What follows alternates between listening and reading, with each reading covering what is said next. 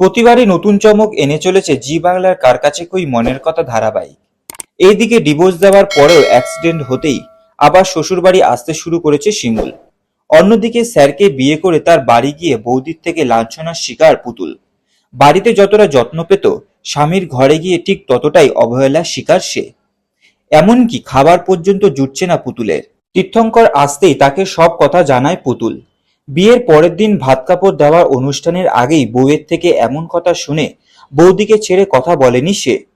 পুতুল অসুস্থ জেনেও কেন এমনটা করছে জানতে চায় তীর্থঙ্কর, কিন্তু এই প্রশ্নের কোনো জবাব দেয়নি সে। এরপর সকলের সামনে প্রমাণ করার সময় পুতুলকে ঠেলে সরিয়ে দেয়। এটা দেখেই জোর রেগে যায় তীর্থঙ্কর। বৌদিকে তীর্থঙ্কর স্পষ্ট জানিয়ে দেয়, এটা মোটেই ভালো কাজ করনি। আরেকটু হলেই পড়ে গিয়ে মাথা ফেটে যেতে পারতো, তখন কি হতো?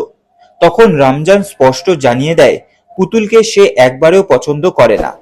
জায়ের মুখে এমন কথা শুনে পুতুল বলে সে আজই বাড়ি থেকে চলে যাবে। তখন তীর্থঙ্কর তাকে বোঝায় যে আজ তো তাদের বৌভাত, তাই বাড়ি যাওয়া যাবে না।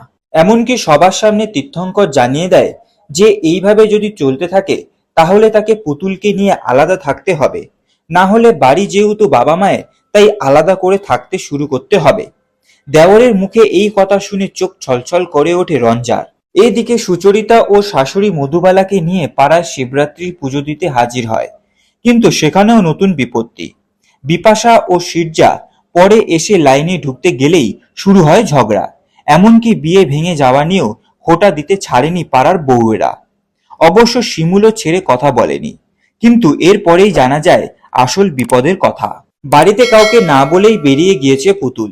সে ঠিক করেছে নিজেই কোনো মতে বাড়ি ফিরে যাবে। তাই সকালেই নিজেই রাস্তায় বেরিয়ে পড়ে। রাস্তায় লোকের থেকে টাকা চেয়ে অপমানিত হয়। পরে টোটোয় বসে বাড়ির দিকে রওনা দেয়।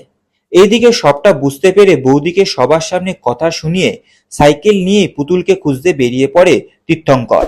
তো বন্ধুরা, এরকম সিরিয়াল সংক্রান্ত বিষয়ে আপডেট পেতে হলে আমাদের চ্যানেলটিকে সাবস্ক্রাইব করে রাখতে হবে এবং পাশে থাকা বেল আইকনটিকে প্রেস করে রাখতে হবে,